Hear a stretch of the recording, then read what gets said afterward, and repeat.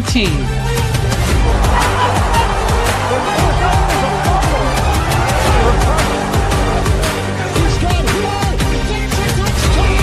One dream. One family. 30, 20, 10, touchdown Miami! One, two, three, Wow. How about that? Let's get it started, y'all. Man, oh man, oh man. Well, welcome to Fish Tank Live, presented by Van Horn Law Group and Casabell Design Group. Seth Levitt, and I am here at the Casabell Design Group studios, and we are on DolphinsTalk for the first time ever with Fish Tank Live. And of course, as always, I'm joined by my partner, who is the only live podcaster to lead the NFL in receptions and bowl a perfect game. He is OJ McDuffie. Juice, how about that dang intro video? Man, oh man, Mike, man, he killed it, man. And of course, we got the you'll introduce our great producer Sevach, man. But Seth, what a great way to kick off our new beginning, bro. Honestly, man. I mean, that's how you kick things off, man. I'll be pumped now. I'm gonna have a little freestyle rap next time. When we kick it off, because I can freestyle, Big Seth.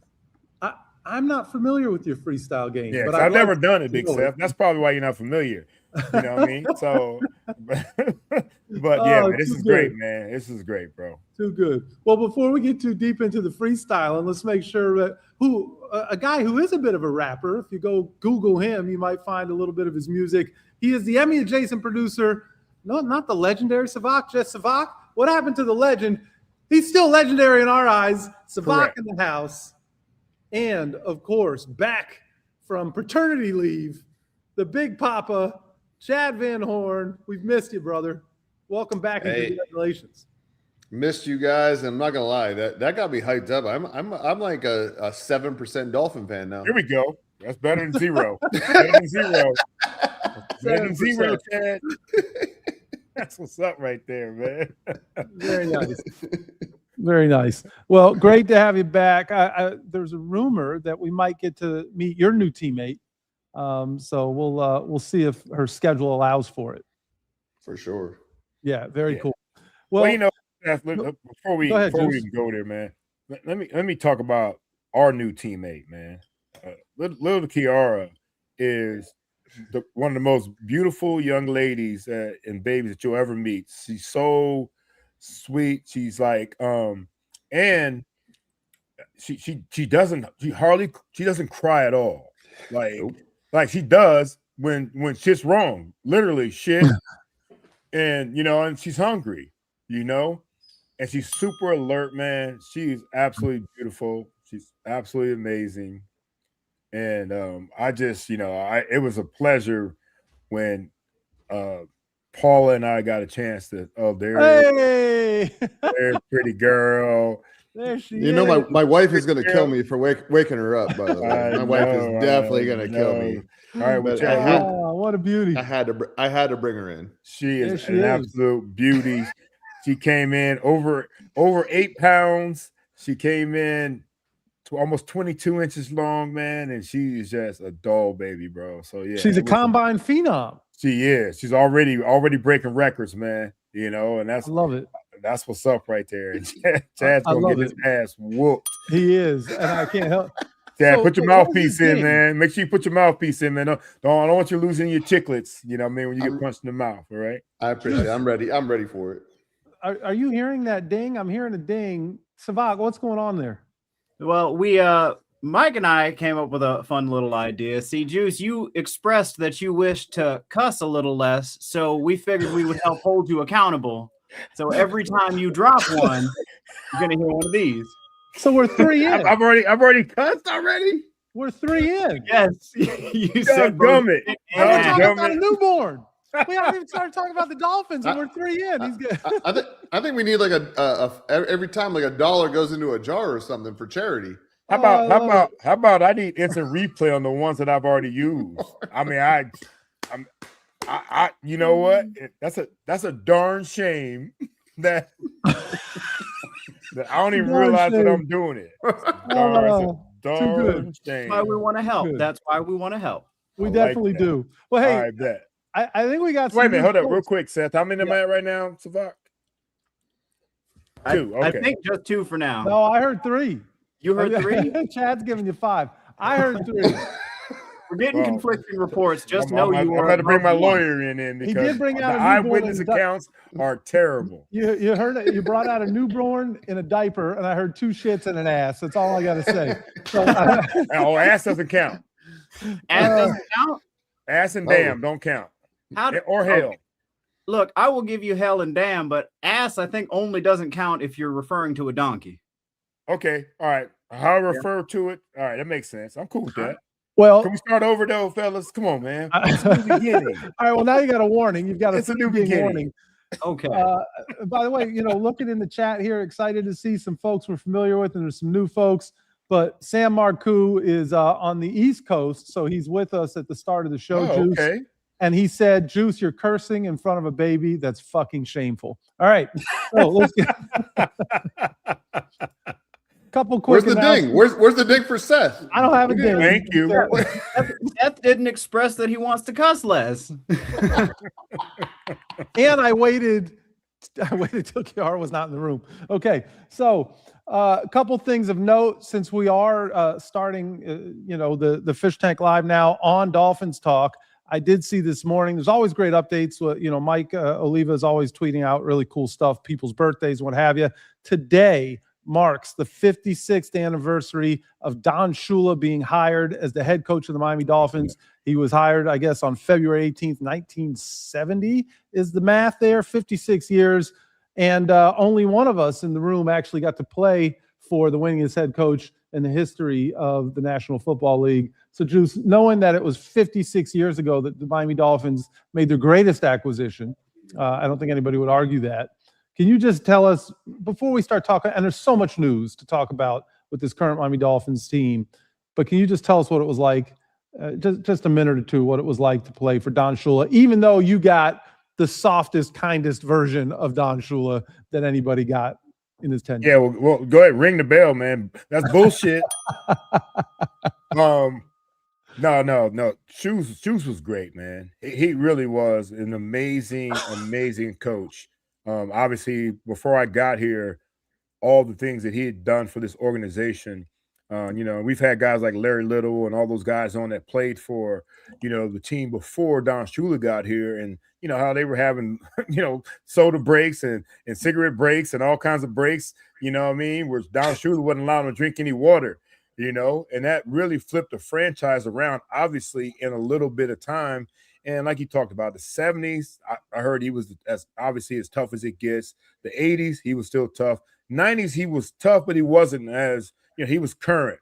And so playing for Coach Shula was absolutely amazing. And going from Joe Paterno to Don Shula, well, going from actually my high school coach, Cliff Walton, to Joe Paterno to Don Shula, I was ready to play for a coach like that. And players today need to embrace coaches like that are fair. They expect, accountability. They want the most out of you, and that's what you want. And they will coach you up. Don Shula had a coaching staff of about 8 people, Big Seth. These coaching staffs now have 20 plus people. Juice, I saw 24 coaches on the current Dolphins staff. That's almost one for every 2 players. Correct. And so what Don Shula was able to accomplish and what he's able to get out of his players was absolutely amazing, man. And I just love the fact that I went from legend to legend, and then I played for a not so legend. But that's a different story right now, Big Seth. I'm not talking about that guy. We're talking about the great Don Shula, who forever will be one of the greatest football coaches in NFL history. And 56 years later, I can be able to say that guy called me in April of 1993 and asked me, would you like to be a Miami Dolphin? And my response was, I don't know if this word counts, was hell yeah. And so, yeah, that's the dude, the Don, for sure. Toast to the Don. Very cool. Very cool. We won't ding you for that one. Although, Coach Shula, from what I understand, if there was a dinger there, that bell would be ringing. Yeah. Or a swear jar, we'd be millionaires. Yeah. Well, a couple of again. you are. again. That's all come and gone. Can't have kids and a wife, man. That's it's. I mean, damn. Come on, ding him up. There we go. This game sucks. I think it's a great game. I absolutely love it. I absolutely love it. All right. So, listen, I mean, it's supposed to be a quiet off season. We knew it wouldn't be too quiet when you've got an entirely new regime.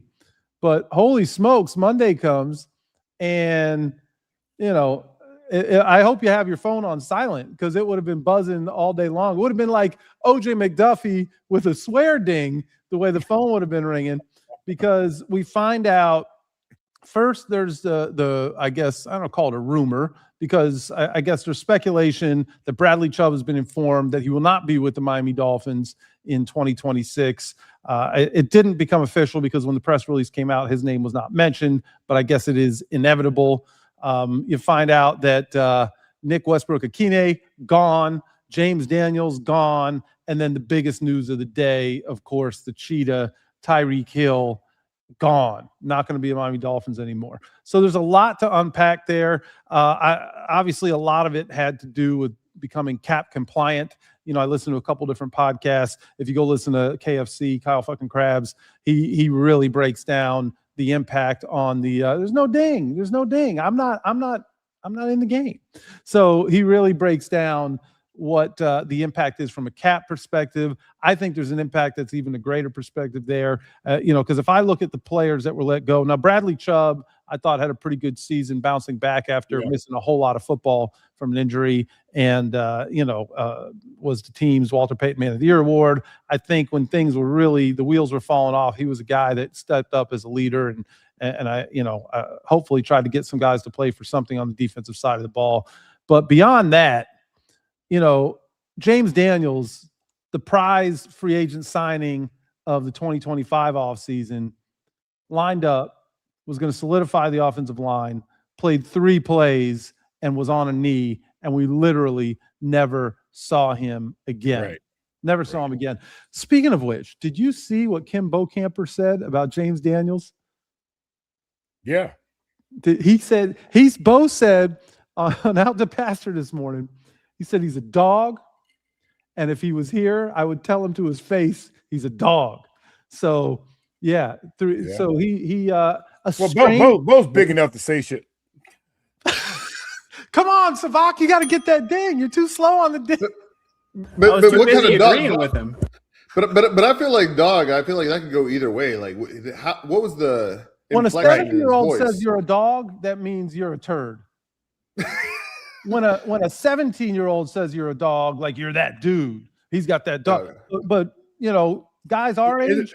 Well, Big Seth, it depends on how you say it. It's all about inflection and how it comes off, right? Oh, that dude's a dog. Yeah. Or, oh man, that dude's a dog. No, so Shelby said dog or dog shit. I'll repeat that, Juice, so you don't have to get dinged for that one. I'm gonna start texting you when I want to curse. All right, I'll send it to you that way. Oh my God, the chat's out of control right now. Sam, James Daniels shoulders a book called "How to Make Millions in Passive Income." 3 Hey, snaps. you know what though, man? Are you honestly like? I mean, South Florida, South Beach, Fort Lauderdale, Palm Beach, it's become a trap for free agent veterans, man. It really has. A lot of dudes, they get their coin, and next thing you know, we don't hear anything from them, man. And it's a fact, man. And I feel that way about all free agents that come. And I think this new regime is going to be like, nah, we're going to get some people in here that's going to come in and earn their spots. I hope that's the case, because this free agent stuff, it's tough down here. Because think about it, Big Seth. You come in here as a rookie and you get paid, and you're like, man, you can do stuff every day of the week, 24/7. You come here as a free agent, obviously you got the bag. So now you got the bag and you got South Florida. That becomes a big problem, man. It really does. Like, you go places like Buffalo and you go to places like Green Bay, you know, ain't nothing to do but ball, nothing else. Yeah, thank you, Sevach. I knew that wasn't going to get me. That one, you better not ding me on that one. You know, there's nothing else to do but ball those places, man. You come here, there's way too much going on. But here's the thing about it, though. I know some dudes that came here in free agency. I know, and they burned it on both ends, some of them, but a lot of them just came in bald, man. But of course you're gonna get free agency bums everywhere you go. But down here it's a lot tougher, especially if you got a guy or guys that are coming from places where there wasn't a lot going on, and now they come to Miami. They come to Miami in the offseason. They think it's going to be like I can ball and I can kick it like I do from February to June. Yeah. Now, you got to get your mind right down here, man. It's a tough environment for anybody young or anybody that comes in with a big bag, and that's a lot of these free agents that we get. Is that like – but hold on real quick. Is that like somebody that's coming from Happy Valley? Nah, see, here's the thing about it, Big Chad. You're going to talk all that trash. You know what I mean? We whooped up on the Hall of Western Pennsylvania, including Robert Morris, and we just beat them in hockey. You know what I mean? So we can talk all the trash you want, but here's the thing about it, guys. I've been down here before that. I was already ready for South Florida. You know what I mean? I came down here for 2 bowl games. I came down as a youngin' playing baseball in high school. So, I knew what I was going to get myself into. And let me tell you this, Chad. I was talking about those guys that actually kicked it and balled. I kicked it and balled. I did both. Sometimes, and you know what? Since we're on our first night, Big Seth, and on a new platform with Mike and Dolphin Talk, there were sometimes I went out all night and went straight to the facility and balled that day too. Not on game days, just during the week. And tell them where you would start that day, Juice, because I it was pretty easy to know what those days were. Oh, what day of the week? No, when you first got to the facility, the first place you went after the training room, steam room, or hot tub, or sauna, sweat it out, and then I go to sleep on the training table until they woke me up for meetings.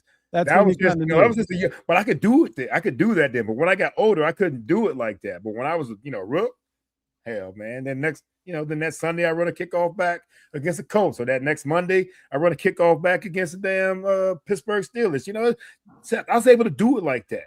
So you were, and some guys are, and that's okay. And with James Daniels, if you had told me that he was out all night and he was kicking it on South Beach, then it would be, well, that's frustrating, and I wish he was more of a professional. But I don't think that's what the issue was. Right. I mean, I'm looking in the chat. So Mike here is saying Dave Hyde reported Daniels was healthy enough to return to the field this season, but didn't. I'm sure there's a story behind it. Well, that's what we heard as well, Mike. There's rumors out there. We heard that, you were not told that this was a torn pec.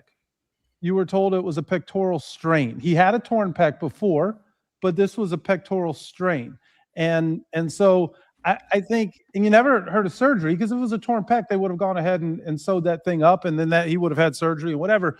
So this is a guy that had an injury and never came back after 3 games at a position where they struggled all season. Right. That's not a guy you can keep on your football team. It's just not. It's also a position, Big Seth, or injury. I'm not trying to talk any crap. I was about to use a different word. Any crap about anybody's injuries, right? This has made the show so much more interesting. because certain injuries, certain guys in certain positions can play through. Like take for example my injury. If I was an offensive lineman, I probably could have played another 4 or 5 years with my toe injury. But being a receiver, I could not. Now, because of the cut and stop and going. Now, with a pec, that's probably another issue where for a lineman, if you can't get your hands on somebody and be able to protect Tua, because honestly, that's part of his blind side where Daniels was, that might be an issue as well. So depends on the position. Now, if he'd have torn a ligament in his toe, he might have lasted 5 games instead of 3 plays. I mean, we might have been talking about a whole different scenario right there. But at the same time, though, it depends on the position. So a pec strain, doesn't it become, in your opinion, Big Seth or Sevach or Chad, could possibly become a pec tear if it's not ready to go? I just don't know, bro. You've seen guys tear their pecs and they're done for a while. Juice, but if you're 3 plays in, you got to fight through, man. You're still making your way in the league. I get it if you're a proven veteran, which clearly you were at the time of your injury. And so was he, though, Chad. Chad, we got him from Pittsburgh, for crying out loud. He's a proven vet, too. He didn't prove shit in Pittsburgh. I watched him in Pittsburgh, so he didn't prove a goddamn my ding thing. button now. Let me get some dings in. Oh, sorry. Yeah, sorry. But my dings, I'm cool now. My daughter is learning language right now, so I gotta teach her all the languages.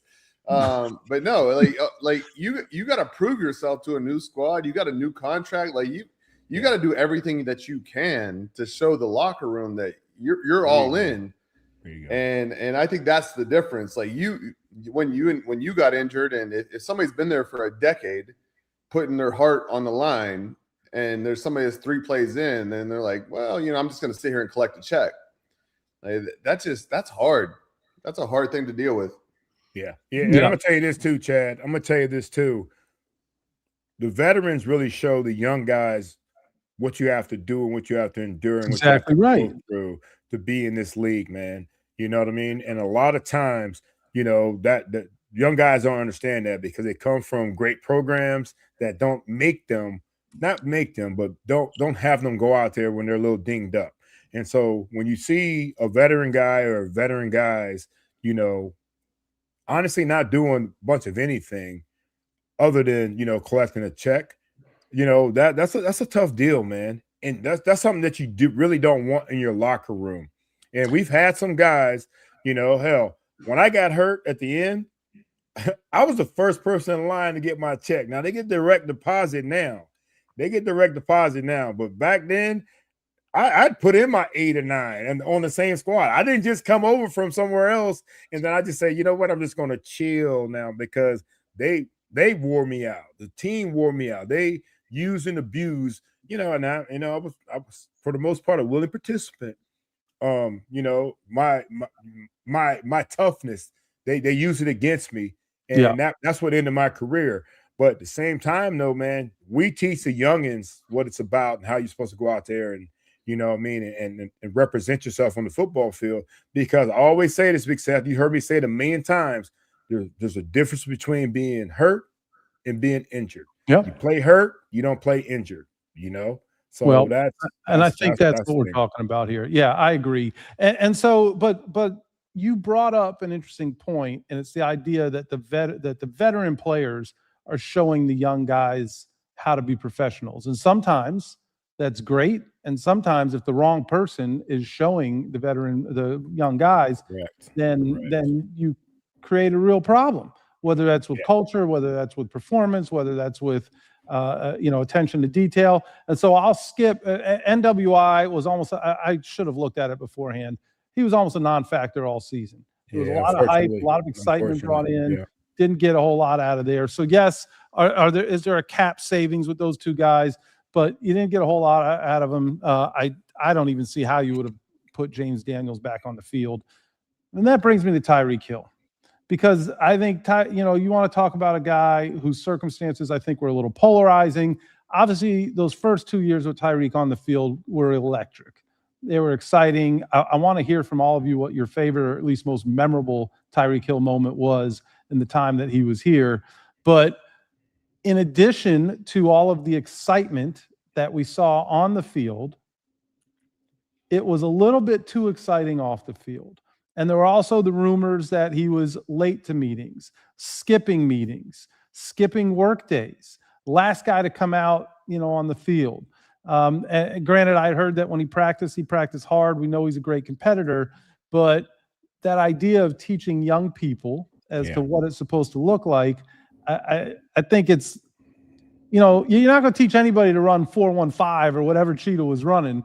You're showing them how fast you are. But you are showing them that it's okay to show up to a meeting 20 minutes in and nobody does anything. It's okay that maybe you miss a couple days of work and you still get to start on Sunday. You're showing them that as well. And I think Tyreek Hill was a monstrous problem as much as he was going to be a monstrous, impact on the cap this year.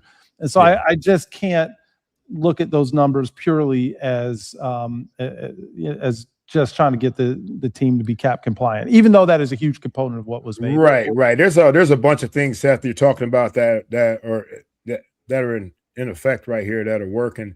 You know, I had a question this week. Somebody asked me this question this week about, about should players like lead the locker room? And I said, yes, they should, but some locker rooms have the wrong people leading the locker room. Right. And that is a big thing. You know, a lot of times the big money guys, the big play guys are leading the locker rooms, but what kind of examples are they outside the locker room? And of course, Tyreek Hill is a big money guy, but he's also a big time playmaker for this team. But some of the things that he was doing were not good for the locker room. And we sit there, we make guys like that our captains, and you're supposed to look up to them. And I think that's a problem sometimes. Guys that do things the right way or that should be leading our team don't have to be the big money makers. They don't have to be the big playmakers. They could be the Alec Ingalls. They can be guys like that right. that do things the right way. In there early, out of there late, every single walkthrough, in meetings, wide awake, paying attention. Those are the guys that you want leading your locker room. And they don't have to be the guys that you see on Sunday that are scoring the touchdowns or making the catches or making the tackles or whatever. I think Jordan Brooks is probably that guy that you always want to be your dog in your locker room. Agreed. I even feel like a guy like Jalen Waddle. I think it's an opportunity for Jalen Waddle, if he's still around, to be the guy, if he still wants to be around, to be the guy to take over these young guys. He's a vet in that locker room. Who knows what's going to happen in some of those other positions? But, Aaron Brewer on the offensive line, you can't tell me his influence didn't affect Jonas Savaianai and of course Patrick Paul and all those guys on that offensive line. Even when Austin Jackson came back, Aaron Brewer being a leader of that football team, you've got to have in a locker room the right guys being your leaders, and they don't have to be the big name guys, or they don't have to be the guys making all the money. But we had a bunch of guys that were our leaders and our captains that I don't think were the right guys to be leading this team, and that's why a lot of times, sometimes teams have votes for the captain amongst the players, but sometimes coaches assign the captains. I'd rather the players decide who the hell is going to be the captain of my football team, because they know the guys that the coaches don't see, that are working hard, that are early, late, all this other stuff. And those are the guys I want leading my football squad, man. And that's why I was proud to be a captain, last part of my career, because I had to wait for some of the other guys that were great. I had great captains. I had great captains. Same thing happened in college. I had to wait for my time to be a captain at Penn State. I had to wait for my time to be a captain in high school, but you have great captains ahead of you, and they teach you how to be a captain, and those are the guys you need leading your football team that are doing things the right way. Juice, real quick. So, Sevach, if you want to be legendary, I need you to pull this clip of me saying that the Dolphins should have traded Tyreek Hill when they had the chance. Well, you should have called him earlier, Chad. Please do that. You want to call him earlier? No. We can do it next week. That should be a dings. You just want to set our legendary producer up like that, man? Yes. Second, I don't know if you saw, but Jalen Waddle, there was a report by an NFL reporter, I forget his name right now, that said he walked into the GM's office, say, if you're cutting everybody, cut me too. And Jalen Waddle actually liked or followed or whatever that comment on X or whatever it was. Well, so, he also quote tweeted it and said it was cap. So I think he might have. There you go. All right. Yeah. So I don't want to. Yeah, the guy was celebrating. No, you were accurate. He did like it. That was out there. Then I think definitely out there. It. Yeah. Oh, I got you. Okay. All right. Because earlier in the year he said like he wants to be a Dolphin for life. So I was confused by that as well. So thank you for clarifying that. But I definitely called the Tyreek Hill. I was like, you guys definitely should have just traded Tyreek Hill to Kansas City or whoever would have paid for him, and you've been in a much better spot. Obviously, nobody predicts injury and nobody hopes for an injury. Right. But yeah, here's our problem with that situation, Chad. How do we trade him? So we paid him right before he got injured. So how do you can't trade in that situation without admitting that we effed up? No, you could 100%. You could because like the Steelers needed him, the Chiefs needed him, like a lot of teams needed him. So it wouldn't have been great, but I think it would have been worth it because he wasn't right for the Dolphins. He needed to go somewhere else. What team would he be right for, Chad? Would you like him to be in your locker room? Kansas City. Pittsburgh. Wait a minute, you said the Steelers needed Kansas City didn't want him. I know. But maybe he learned his lesson. Kansas. What do you mean, Chad? We're telling you that Brown. He did not. He did not learn his lesson. Kansas City got over on us. What they did.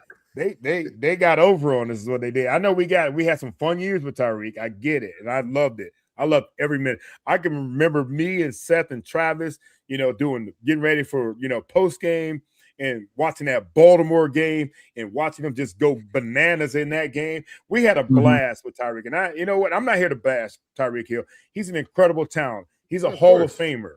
You know what I mean? He really is a Hall of Famer. But at some point, you've got to look at some of the things. And I always say this, like, when talent outweighs the problem, you keep the talent. When the problems outweigh the talent, then you got to let the talent go. You know what I mean? That makes sense? Yeah, well, I mean, compared to the Mike Wallace signing, I mean, this wasn't really that bad, right? Oh, we took him from y'all, and he we're not even going to go there. Well, we can move on. I don't want to make Juice lose more money. I don't want to hear maybe conversation, man. Please don't do that to me, man. He had a great time down here, but he was fast. But I mean, come on, man. And, why you killing my wide receivers, Chad? Where Chad brings up a good point, though, I just to get back to this thing with Tyreek, is you had a guy that obviously had two 1,700-yard seasons. He was voted as the number one player in all of football by his peers, right? Did drop some key passes in some key moments, even in that 2023 season. The Kansas City game, that was supposed to be he got exposed in that game. They beat his ass. Like, they knew exactly what to do. And then the Philly game, dropped the ball in the end zone, hit him right in the hands. Had some big drops and big moments. And then the off-field stuff. His house is burning down. All the different things. I don't even want to get into all of it because it starts getting into some personal life. But constantly having the arrests and this and that and the other thing. And then let's not forget that he sat himself down in the last game of the season at the end, right, of the 2024 season, said he didn't want to be a Dolphin anymore. He was done, right? Get me out of here. He said all of those things. Like that to me was the time. Exactly. Deuces. I'm with you, Chad. That was the time to say, it's just not working here. There's too much. It's when the problem outweighs the talent, Juice. I think that's what it was. And he came back another year. Horrifying injury. I never like seeing anybody get hurt, but I just thought it was addition by subtraction. He just had too many other problems to overcome. So a huge cap number, but also a guy that had just become a problem. And if you're a new head coach and a new general manager, why do you want to deal with that? Yeah. I mean, honestly, you don't have to. And that's, and that's one thing that, that gave them that luxury, honestly, of being able to make the moves they've made, Big Seth. When a new regime comes in, they have no loyalty to anybody, nobody at all. It reminds me when Jimmy Johnson came in to the Dolphins, and we had only one that was untouchable was Dan Marino. You know what I mean? The rest of them, the rest of the guys, we had to all go out and show and prove, and he got rid of a lot of guys. Remember all the guys that he got rid of, kind of same situation. I think the Irvin Fryers and the Keith Bowers, all those guys were let go. Brian Cox, I think, Troy Vincent. I think all those guys were pretty much let go, you know what I mean, when Jimmy Johnson came in. For one, our cap situation was kind of similar. We had a lot of guys make a lot of money, older veterans, and Jimmy wanted to get younger, and he did a good job of that. He really did a good job of getting some younger guys in. That's where these guys are at. There's no loyalty to these current players, and they shouldn't have any. It should be open competition on every single position, including the guy that's cleaning up the locker rooms. Everybody should be on notice that this is going to be a new, I'm not trying to ask for anybody to get fired because they do a great job in that facility. And that is all we did. Everybody there is absolutely amazing. I still walk in that locker room or that building, and the love is still there, man, from going in through the gate to going into as far as they let me go, because I have limited access right now. But it's not like it used to be. Whoa! You have limited access? I mean, man, because I'm in the media now, Chad, and because I'm in the media, I don't get alumni treatment like I used to, man. And that's a bunch of BS. Sevach, ding that. You're no fun now. Maybe we're gonna get rid of the ding. I was at an event with you where I got some caviar and I got some champagne. So they took care of me. So I don't even know what the next level is to that. So like, but well, you know what? That wasn't an official Miami Dolphins kind of in the locker room event, because I sit up in the stands watching training camp, sweating my ass off. Sevach ding that. You know what I mean? Being on the field, sweating everything off.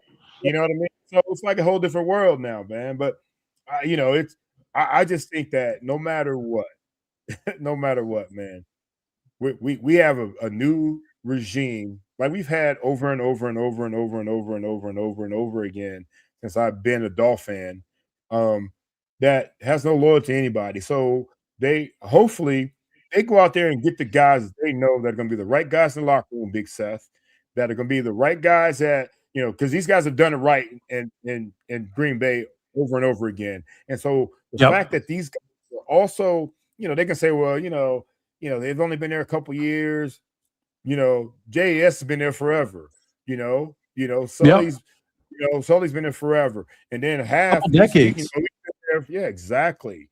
So they know how to get things right, man. I just hope they get the right guys in the locker room and they end up electing the right leaders for that football team. And those are guys that'll make that be a locker room, you know, for the players. Like Don Shula never walked through the locker room. Never. He let us handle the locker room because we had some veteran guys that can handle it. Jimmy Johnson took pride in walking through the locker room and, you know what I mean, and poking his little chest out. You know what I mean? And so it's like, bro, you know, you intimidate some, you don't intimidate me. And Don Shula didn't try to do that. Don Shula wanted the veteran players and the players to run that locker room. And of course, we came up short multiple times, but hell, I guarantee we were in the playoffs. I guarantee we were either winning the AFC East or, you know, or right there to win the AFC East. And I guarantee we're going to get every other year at least a playoff win. Sure, we came up short, man, but we were a team that was led by players because we had great players that were our leaders. You got the last playoff win, right, for the Dolphins? I did. A big one-hand catch, Big Chad. I remember. Big one-hand catch, and I think I got a couple good blocks too, player. Yeah, it was 3. I remember it. Well, I got the game-winning block. That's all that matters.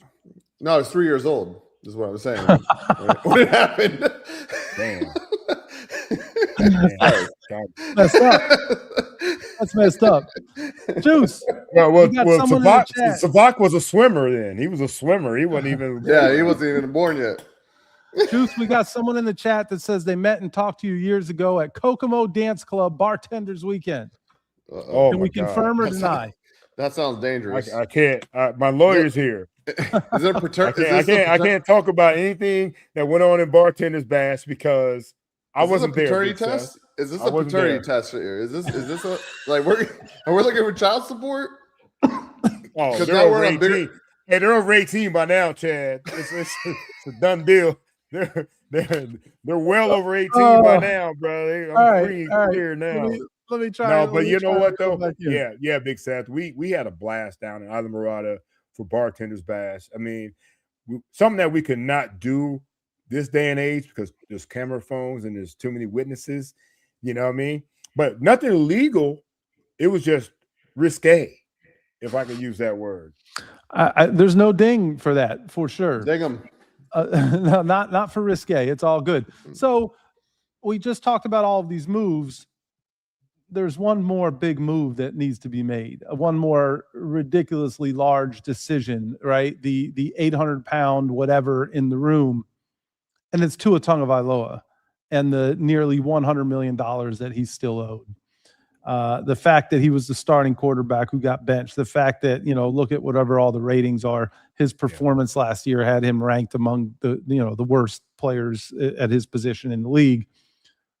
What do they do? What we're hearing is the speculation is that the Dolphins are seeking a trade partner, right? That they're trying to find someone that will trade, give up some kind of draft compensation, and the Dolphins are still going to have to write a huge check for him to go away. That's what we're hearing. What do you guys think they should do with Tua? Now, let me start with this because you guys aren't expecting this. I'm thinking they should trade Kyler Murray straight up, like one problem for another problem, and like that. That's it. Like You take my problem, I take your problem, and we see what happens, because clearly it's not working out from either side. Maybe it works out, maybe it doesn't, but at least the anger doesn't go towards that, and it will relieve some of the salary cap implications of it. But I'll just throw that out there. Yeah, that's good. That's a good point, Chad. I mean, for me, I think that, and look, everybody talks to us, Seth, like we're like some Dolphin homers, and I am a Dolphin homer. I am a Dolphin homer, but Tua's been great to me. He's been great to us, but right now we're talking about my football team, and I think searching for a trade partner I don't think it's possible.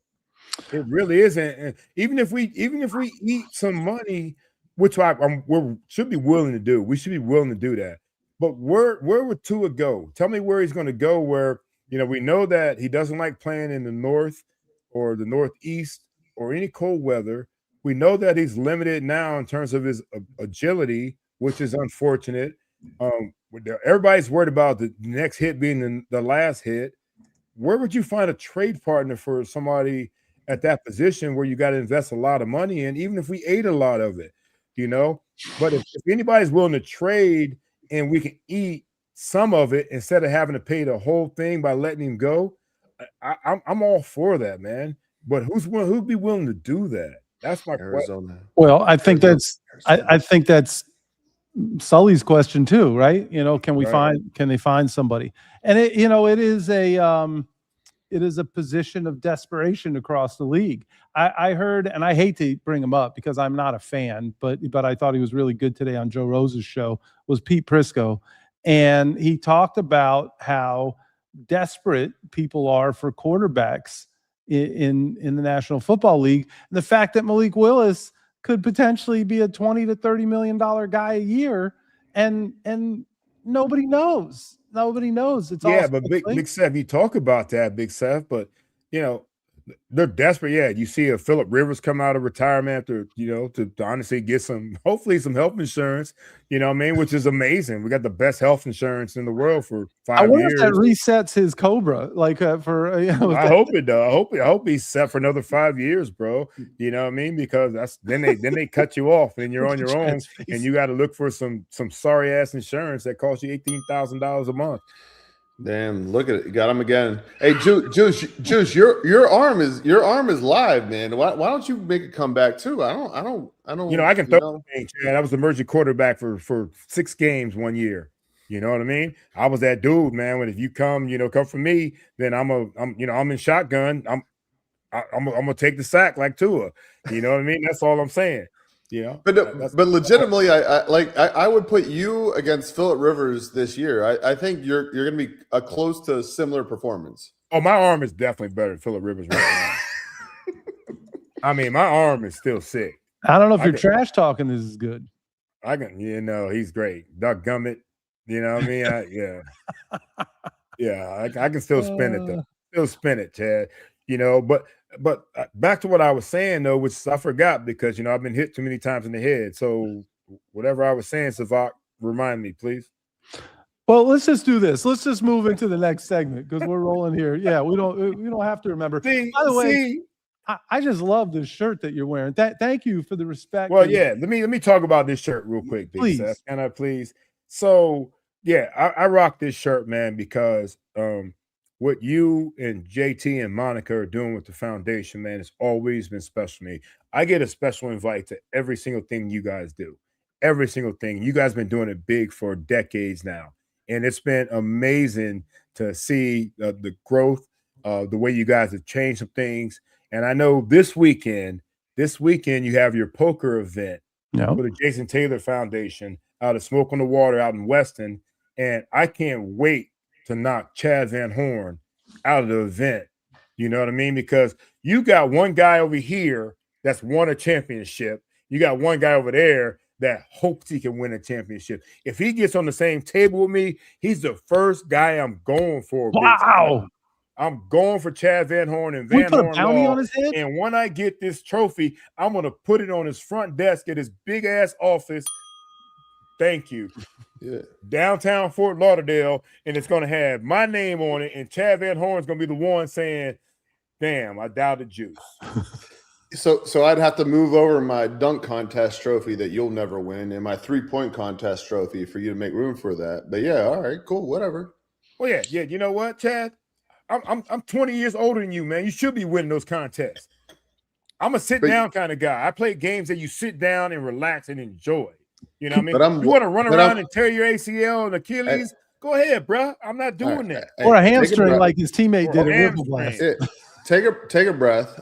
First off, I'm white and you're not. Oh, so like we need. All right, now we got the race card going. So like obviously you're more athletic than me. I get it, but I try harder. Christian McCaffrey begs to differ. Well, he's definitely not white.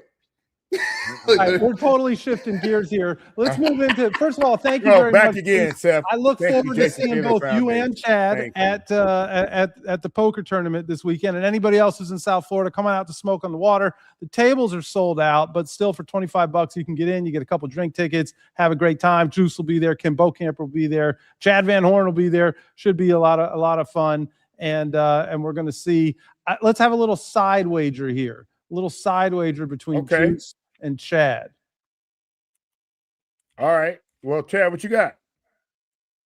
Whoever lasts longer in the tournament. I'm going to beat your ass, and that's it. That's it? Okay. Well, we'll figure out who lasts longer pre-rebuy, because there are rebuys for the first 2 hours. So and you guys can rebuy as much as you want. No, I'm rebuying all night, and I'm just going to beat. I'm going to beat OJ's ass, man. You know what? Yeah. Hey, Seth, do you guys take EBT cards? Yeah. I'll rebuy for OJ because I'm gonna be taking his money anyway. And and with short people, like I really want to like prop them up. So I want OJ to get elevated. So I'm gonna do his rebuys for him. You know what, Chad? Look, I've won this tournament before. It was online. I remember that, Seth, 2020. Yeah. You did win the virtual tournament during COVID. Yes. I was killing it. You know what I mean? I plan on doing the same thing this time, man. I don't need. Look. I don't want Chad Van Horn's money yet. Let me get it another time when we do at the Jason Taylor Foundation. We'll tell you, we definitely do. No. All right. So we will find out more. If you're here now, come back next Wednesday, and we'll find out who lasted longer in the poker tournament, and if either Chad or Juice was able to take and win. It's going to be bring in the bracelet. You can bring in the bracelet. It's going to be me. Let's roll in. I tried to tell y'all before. I'm taking your SUV. I'm taking your SUV. Oh, you like it? I like yours too. So listen, pink slips. You know what I mean? Seth, talk about the pink slips that we had. You know what I mean? We had some guys do pink slips on the team. We did. We did, but just I want to know if Anthony Harris versus Anthony Harris. Terrell Buckley, pink slips, Chad.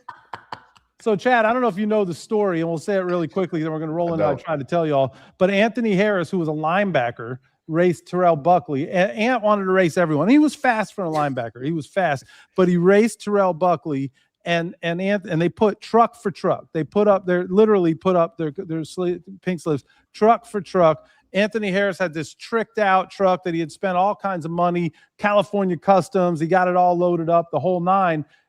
And he's not going to beat 175-pound Terrell Buckley. Like, he's just not going to beat a defensive back. At the practice facility? After practice, everyone, they took off their pads, shorts. Ant always took his shirt off, and literally it was like out of a movie. The entire team. And at this point, there's 80 guys on the roster because it's training camp, and they're all lined up on the sidelines. Jimmy Johnson loved this kind of stuff. A lot of coaches wouldn't tolerate it. Jimmy he just loved all shit talking and all this kind of stuff. So then we get out there, and it's T-Buck versus Anthony Harris, and they get going. And Ant comes out of the gate strong, but that sniper got him. He says, pulled him a little bit. He got a little twinge in the hamstring. T-Buck beats him. He wants the truck. Ant has to give him the keys. T-Buck goes to drive the truck home, and Anthony Harris puts the low jack on and shuts the truck down. T-Buck pulls out of the Davie facility. I don't even think he gets past the Pollo Trop. He didn't get very far at all. He didn't get past the Pollo Tropical. He has to leave the car on the side of the road. He just leaves it on the side of the road, gets a ride back to the facility, and gets his own truck. And that was the end of the story. So there it is. All right, let's roll in. I tried to tell y'all before we lose the audience here. We're still rolling here on Dolphins Talk. It's exciting to be on Dolphins Talk. I'm having a good time out. It is. And Juice, you're going to kick us off, even though I know it's new home. Are we going to keep the same format? Yeah, I'll go first, Big Seth. All right. All right, you ready for me? Let's do it. All right. I tried to tell y'all, don't come for me. Not you guys specifically. And Big Seth, I struggle with that word.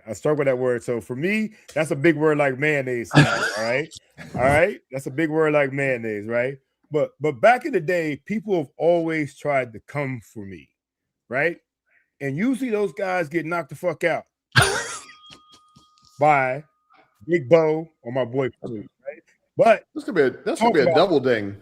I'm not talking about those guys. And even today on social media, people try to come for me. I'm not talking about them either. I'm talking about the guys that come for me in my Miami Dolphins receiver history. I'm very proud of my position in receiving yards behind Mark Duper, Super Dupe, who has 8,869 yards. Mark Clayton, my boy Clayton, who has 8,643 yards. Nat Moore, we call him Mr. Moore because that's our elder statesman, who has 7,546 yards. And yes, Chris Chambers, my man CC, who has 5,688 yards. All my guys. These are all my guys. I sit fifth with that group at 5,074 yards. Big Seth, Sevach, and Chad. But next, I take a lot of pride in my position for career receptions for the Miami Dolphins. Mark Clayton has 550. Mark Duper has 511. Nat Moore has 510. And your boy, Juice, has 415. So I sit fourth there. So let's go back in time, y'all. Chris Chambers was sitting on 405 grabs with the Fins. And what happened to him? He was traded mid-season to Gone. Cam Cameron shipped him out. Don't come for me. Jarvis Landry, he was sitting at 400 grabs with Miami. And what happened to him? He got traded to shitty Cleveland. Come for me. And hold on for a second. Let's fast forward. Tyreek Hill has 4,733 receiving yards with Miami. That puts him right behind me. Easily, he could have eclipsed me last year had he not gotten hurt, and definitely would have passed me this year if he hadn't been released by the team. Wow. Don't come for me. And finally, my man, this is my guy right here, Jalen Waddle, who I absolutely love. Oh, damn. He sits at 5,039 receiving yards, a mere 35 yards shy of my mark, a feat my pregame show co-host Steve Goldie Goldstein actually pointed out to me in the show that he was the next guy that's going to take over. In that game, Jalen Waddle got hurt and didn't finish the game. And then he didn't play in the season finale. Wow. And now, like Chad talked about, he allegedly wants out. Seth says his cap. The Juice Bambino. Cool. Bottom line for this is don't come for me. So bottom line, when it comes to trying to overtake me in Dolphins record books, you got to move on. You guessed it. Don't come for me. I tried to tell y'all. Wow.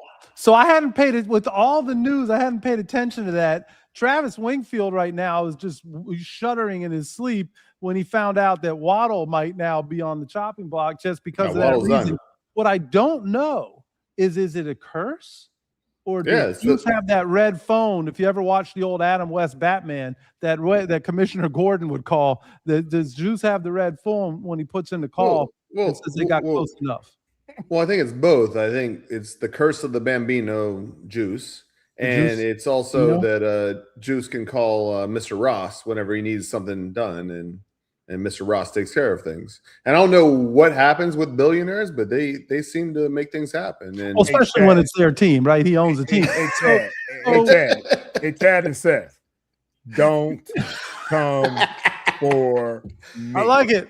All right. It was a great last episode with you guys. It was fun. Let's let you go next. man. Maybe let's I'm done. Now while you get a chance. Pat Van Horn, what did you try to tell us? I tried to tell y'all it wasn't going to be an issue sleeping with a new baby. And I double tried to tell you I was goddamn wrong. This baby is emotionally, physically exhausting, but I wouldn't change anything in the world for it. She is the best baby in the world. She is like teaching me everything I need to know. And I am so in love with this baby. And I am so thankful for Uncle OJ and all the support from family and friends. So thank you. Thank you. Thank you. I like that's it. my girl. That's my Very girl, nice. Kiara. Very Cheers, nice. man. Cheers Yes, to Chad Van Horn and the Van Horn crew and little Kiara. Sevach, what did you try to tell us? You sure we got time for me? It's already Yeah, Always. because I'm going to go still. all right. We can go over. I don't think Michael Leva's back there somewhere. Mike, are we good? Can we go over? You can absolutely go. All right, there he is. All There right. he is. Sure. Then all right. I figured this week, with a lack of better things to talk about, that I'd take a stab at what the team will do with the quarterback situation and more specifically to us. So it's interesting. We talked about it earlier. I didn't get the chance to say anything on the subject. Now, thankfully, I didn't have to come to the conclusion myself. Through the use of our powerful AI technology, I was able to plug in some info and get some clarity. And as much as Big Seth hates the description of them building Green Bay on South Beach, I'd love to know why, but we can get back to that. Knowing that they are likely adopting the Green Bay mindset moving forward, we can theoretically look at the last 35 years of Packers football and determine what their likeliest course of action will be at the quarterback position. And interestingly enough, the Miami Dolphins room already structurally resembles a Packer-style quarterback room. One depreciating starter, one developmental bet, and one reclamation backup. And assuming that no trade partner is found, because as we talked about a second ago, let's face it, his stock isn't great these days. And when you add in his monster contract, most teams are probably going to look elsewhere, which means most likely actions would either be to cut him or to keep him for one more year. And at this particular junction, where they have to pay him regardless, I think they're likelier to keep him on as a high-priced insurance policy. And honestly, although we would never wish such things on anyone, this is football, and players get hurt. So there's always the possibility that a starter goes down mid-season and then suddenly Tua's not looking so bad. So if a team like, say, Minnesota came calling, somebody in the chat pointed them out, was like, should send him over there, reunite him with Flores. Or if the Saints could come calling, if Tyler Shuck goes down, we might be able to recoup some draft capital. So I know you guys, I hear you secretly wondering to yourself, so who starts for Miami? Well, history would suggest that they'll want to give Quinn Ewers a good look. And that's assuming they don't draft a guy. Of course, we know this isn't a great QB draft. But what about Malik Willis? All signs on the surface point to him joining Half and Sully down south. But that wouldn't really be a Packers type of move. You see, he was the reclamation backup in Green Bay. And if we could depend on him being the quarterback he appeared to be in his limited action this year, that's the kind of move a team makes if they think they're ready to win now and they're just a quarterback away. Do y'all think that's where this team is right now? Especially given all these recent departures? Even still, Miami shouldn't enter a bidding war for him, and I'm assuming he'll have, a few suitors and a couple that'll probably offer him more money than Miami will. And I'm always in favor of players going and getting their money. Make your paper, boo-boo. Do your thing. But I think the two parties will likely just give each other a knowing nod, like two super buff dudes passing each other in the hallway at the gym, and then continue going their separate ways. So I'm predicting they'll roll with Ewers as the starter, with the backup to be determined pending the draft. So put a pin in this one, guys, so that we can circle back around when I can say, I tried to tell you. A preemptive, I tried to tell y'all. Okay. All right. Okay. Well, let me do a quick. I tried to tell y'all, Sevach had a lot of words that he was saving for like episodes. He did He say just he unle- used Chat GPT. that he just unleashed. I didn't use it for that. No, I used to get the info. Don't worry, all of that was typed with these bad boys. Oh It man! came straight from the follicles. All right, Big Seth, what you got? Well, it's interesting that you brought up the curse of the Juice Bino, as Chad referred to it, because I think there's something fishy going around in Dolphins land as well. And I tried to tell y'all that nice guys finish last, especially in the National Football League. And no, I'm not referring to Mike McDaniel, who by all accounts was indeed a nice guy. What I am referring to is the team's annual PFWA Good Guy Award. So since 2001, members of the Professional Football Writers of America recognize an NFL player in their city for his qualities, they say in quotes, qualities and professional style in helping pro football writers do their jobs. On January 1st of this year, Bradley Chubb was recognized by the Miami Dolphins media contingent as the team's good guy. Well, on February 16th, news broke that the Dolphins' good guys' days as a Dolphin are likely numbered. Nice guys finish last. Now, I know what you're thinking, forging a narrative around a little recency bias, right? Well, let's dive a little deeper because that's what we do in the fish tank. I've referenced 2001. And in that first year, Zach Thomas was chosen as the good guy. And what a perfect choice. Zach spent another six seasons as a Miami Dolphin. And not only was he a good guy, but he was an all-time great player, as evidenced by his forever home in Canton. But then things get a little sticky. In 2002, our guy Mark Dixon is selected as the good guy. We love Mark Dixon, but then he was out of football. In 2003, Larry Chester was selected as the good guy, and then he only got one more season. He had to turn in his Miami playbook. In 2004, David Bowens, Debo squeezed 2 years out of Miami from being a good guy, but then he was gone. 2005, Vonnie Holiday and Ricky Williams shared the award. Ricky, well, he was shipped to Toronto the next year. And Vonnie, we're going to get to him in a minute. 2006, Kevin Carter, he won the award. And then he had to hit 75 North to Tampa after accepting the award because he was done as a Miami Dolphin. 2007, Andre Goodman, and one more year and done. 2008, Vonnie Holiday climbed back up into being the good guy, and that was his last year in Miami, done. 2009, Greg Camarillo, last season as a Miami Dolphin. 2010, Ronnie Brown had been here for 6 years. He won the good guy award, and then he was released. 2011, Jeremiah Bell, his 8th season as a Dolphin, and then he was gone. 2012, there were 2 good guys, Reggie Bush and our guy, Richie Incognito, who, if you haven't listened yet, go check out the Fish Tank. It's a great interview. Reggie was packing his bags immediately after collecting the award, and Richie, well, hell, you know what happened in 2013. He didn't make it through the end of the year, and he was damn near banished from the league. What did Richie do wrong? I don't understand. Well, I was hanging out with him at AMSO. Listen to the I was episode. hanging out with him in AMSO having drinks. He's a nice guy. What did I miss? He talks about AMSO. He was a good guy. He won the good guy award. All right, that's right. 2013. What did I miss? Speaking of Mike Wallace, he collected the award in 2013, and then he had one more year, and we shipped him out. 2014, Jared Odrick, gone. 2015, Mike Pouncey, a team captain, one of the 50th greatest players in the team history. In 2 years, he was gone. 2016, Michael Thomas, gone after one more season. 2017, Jermon Bushrod wins the award, turns in his aqua and orange, heads back to New Orleans, and he's out of football. Next thing you know, he's doing radio.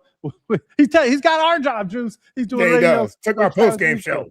2018, TJ McDonald. I don't even remember TJ McDonald. He was out of football after winning the award. 2019, Jerome Baker, he outlasted. Maybe he really was a good guy. Made 4 years. Ryan Fitzpatrick in 2020, gone. Mac Hollins in 2021, barefoot walking into the Raiders the next year. 2022, Teron Armstead. He lasted a few more years, and now he's a podcaster. 2023, Raheem Mostert breaks the record for most touchdowns in the history of the Dolphins in a single season. One more year and gone after winning the Good Guy Award. 2024, Calais Campbell, gone at the end of the season. So there you have it, guys. If you know Hal Habib, the president of the Miami PFWA chapter, somewhere he's in the Hard Rock parking lot screaming, the Madden curse ain't got shit on me. Because when he gives you that award, you better get ready because your Miami Dolphins days are done. What do we take away from all of this? Don't be a good guy. Don't be a good guy. It was a rhetorical question, Chad. Let me get through the damn thing. Perhaps the Dolphins don't like guys who cooperate with the media. Or perhaps the media targets players they want to get rid of, and they give them the old okey doke by honoring them as good guys. Or maybe, just maybe, in the National Football League, nice guys finish last. And good guys, well, hell, they're just finished. I tried to tell y'all. Oh. Zeus. we really know what's going on here. Oh, I like that, Seth. I like it. That was like I love facts that back up, but that back up conspiracies. Right. Yeah, it is a complete conspiracy because anyway, I don't want to go into. Yeah, I hear you, Chad. Seth, I never won that award, obviously, but I probably could have. But no, Juice. This is my theory. This is my theory, and it might be complete bullshit. Is people that are doing really well, like Raheem Mostert, who won my fantasy football league for me. Thank God. Love you, Raheem. When you're doing really well, you do some good shit for the community because people care about you showing up. Like when OJ's leading the league in receptions, people are like, OJ, I need you to show up to this. And he shows up and they're like, oh my God, OJ's a god. But if the next year he's 7th in receptions, it's not the same. It doesn't mean OJ's it doesn't mean OJ's a different person. It just means that they have a different platform, in my opinion. And Seth, you would know about the platform better than I would, and OJ, obviously, much. But it's just a perception of the outside world, which is crazy because clearly these are the 0.01% of athletes. And when you see somebody score 23 touchdowns or whatever Raheem Mostert scored, and OJ has 900 catches or whatever he had, and these guys are like, we need this guy, but no offense to OJ or Raheem, but the 11th wide receiver or the 11th running back are very comparably talented.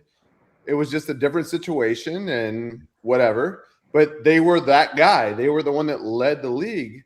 So they get these opportunities that other people won't get, and they take advantage of them. And from all accounts, I think Raheem and obviously OJ is incredible.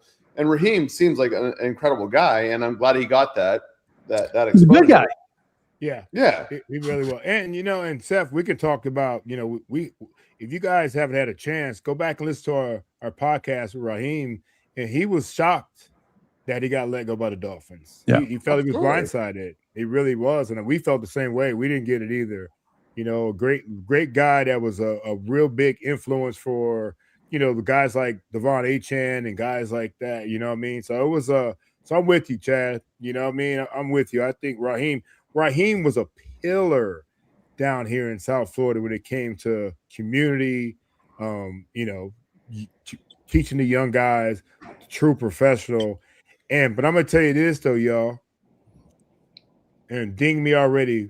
Here we go. This is professional sports. It's that dog eat dog. Is that? It's that cutthroat, man. It's just the way it is. You know what I mean? And a lot of guys that Seth talked about are probably up in years, up in contracts, up in all that shit. You know what I mean? And it's like it's tough. It really is, man. But you also talk about veteran guys. Usually the veteran guys are the best guys when it comes to the media, Big Seth, because they know how to handle it, man. They know what's more important. Yeah. Well, I think if we really wanted to sit here and dissect the conspiracy, that's a big part of it. That you've got guys that have gotten not comfortable in the sense that they don't feel like they have to work hard, but comfortable in that locker room, comfortable in their own skin, understanding the value of having a voice, being a vocal leader for the team, seeing there are younger guys that aren't prepared to talk or whatever it might be, and so they can step up to the mic and handle those things, and they're cooperative. And so I think that could be part of it. But with that is we know it's a young man's game, and I think that's what I took from what Chad was saying. It's certainly what you're saying as well, Juice. So I'm sure that is part of it. But I don't know. It's a little bit more fun to think that. I like, man, that's crazy. No, the irony is what it is. Like a lot of people think that the Dolphins ain't won nothing because Jimmy Johnson stomped on Don Shula, and that's probably factual. Well, there's people who think the Dolphins haven't won anything because Mercury Morris buried a voodoo doll. That too. There's a bunch of shit. We just got to figure out some way reason why we ain't won shit. Yeah. Bring back Ryan Fitzpatrick, and then pass on that. No, Before we get out of here, I gotta ask a serious. This is a serious question Okay. to all you guys. All right. Now I know we sit here and we have a great time and we always joke around and and I love our chat has been blowing up. You guys have been amazing in the chat, and it's nice to have some new people in the chat. We love where we're at with Mike and Dolphin Talk, and this has been absolutely amazing first night doing this. But my question is this, Sevach, where did your cars finish in the Daytona 500? Because they look like they didn't move. They ain't done shit. I'm going with Chad's answer there. 10th. Okay, one of them finished 10th. The other one didn't place. That's pretty funny. I was in too. I thought it was, I thought you were going to get like all serious and kind of old guy emotional on us. I thought you were going to pull that move. I made him put that backdrop. I made him put that back up for that reason alone. That's good. That's good. You stopped me. Put the cars back up, man. Put the cars back up. No, and I appreciate you doing that because Seth was upset that we were going to talk about the lawsuit against the foundation for that torn hamstring because the field wasn't right during that wiffle ball tournament. I don't think, and I didn't go to law school, Chad. You're the lawyer here in the group. I don't think that you have any legal grounds for you can't sue someone for being unathletic. However, I can sue. I think we need a sidebar here. We need a sidebar here. I can sue. Get out of here. We'll sidebar. This is not the Van Horn legal zone that I was expecting. No, I can sue you for talking shit about my best man at my wedding. That's the great thing. That's the great thing about America. No. That's the great thing about America is you can just sue people. They don't have to do shit. Like I'm suing Sevach tomorrow because look at his headband. Like that's some bullshit. I'm suing him tomorrow. That lawsuit is going to be delivered to his doorstep, and he has to respond. It just looks like bullshit. So you will be served tomorrow. It's okay, Chad. And Sam has asked if we can get in touch with Perk to discuss the merits of this lawsuit that you're filing. Perk has already been evicted. I tried to tell y'all I was going to stop his eviction. It did not work. No. His association won. Well, he used the excuse that he had to go to a work event, so maybe that's really maybe he's cleaning his shit out of McDonald's. Yeah, he's actually sleeping on my couch right now, and I love the guy. And I appreciate you introducing me, but I didn't think he'd be sleeping on my couch. Wow, y'all wild boys. He changed diapers. As long as he changes the diapers for Kiara, we're good. Like he's basically abuelo right now. He's good. Abuelo Perk. Well, that's what we got for those of you who made the move from our YouTube channel over here to Dolphins Talk to find us. Thank you for hanging out with us. Yeah. For those of you who are new and you just found us for the first time, this is how we get down. We like to have fun, but we definitely like to talk about our Miami Dolphins. So we hope you enjoyed it. And for those of you who are still sitting over at our YouTube channel on the Fish Tank side, which is an active channel, and you don't know where we are, shame on you. You just missed the whole damn show. But maybe in about a couple of days you can get it. Richie Incognito, if you haven't heard the episode yet, you can listen to it on the Fish Tank, our Apple, our Spotify, or if you want to watch it, even if you listen to it, you can watch it again. It's going to premiere. The video is going to premiere right here on the Dolphins Talk YouTube channel tomorrow. Mike, you have to tell us what time that's going to drop, and the audio will also be available if you're already subscribed to the Dolphins Talk channels. You can get the audio there as well. Mike, what time are we premiering? It'll probably be up around like 9 a.m. or so. Okay, there you go. Pretty you heard early. It from the man. Our man Mike right there. Mike. Mike. Yeah, give us wild, man. Give us a quick rundown, Mike. First off, I ain't messing with OJ because anyone who comes close to his stats, right? Look, OJ, you're great. I'm staying away from you. You got to change the first. What about me? Chad, okay. Hold on, Chad, Mike. I'll sue your ass. I thought I was the main character. Hold on. Okay. super chat. Chat wants us to trade Tyreek Hill last year. Guy's under more league investigations than anyone in the history of the sport. This guy was a 10-foot pole. We got some here. But you have a Tyreek autographed helmet behind you. Like, I don't know if we can trust your That's opinion. Shula and Marino. Ain't no There Tyreek. you go. There you go. Can't go with those, Mike. You don't have to worry about those. I need an OJ one, but I don't want to curse. So I don't know if it should be in this room. I think we can arrange it. We can arrange it. Too good. Lots of fun. Mike, excited to be here, be a part of the Dolphins Talk family. And so you can catch us. If you can't get enough, you can catch us here. Fish Tank's still there. You can still get the Fish Tank Apple, Fish Tank Spotify. Follow the Fish Tank YouTube channel. You're still going to get some original videos there as well. Just a whole lot of Fish Tank and a whole lot of Dolphins Talk. Yeah, Juice. man. It's been great, man. Time, brother. Appreciate it, man. Great stuff, boys. And Mike, man, we appreciate you. Sevach, Chad, Big Seth, and everybody else. Thanks for diving in. Kind of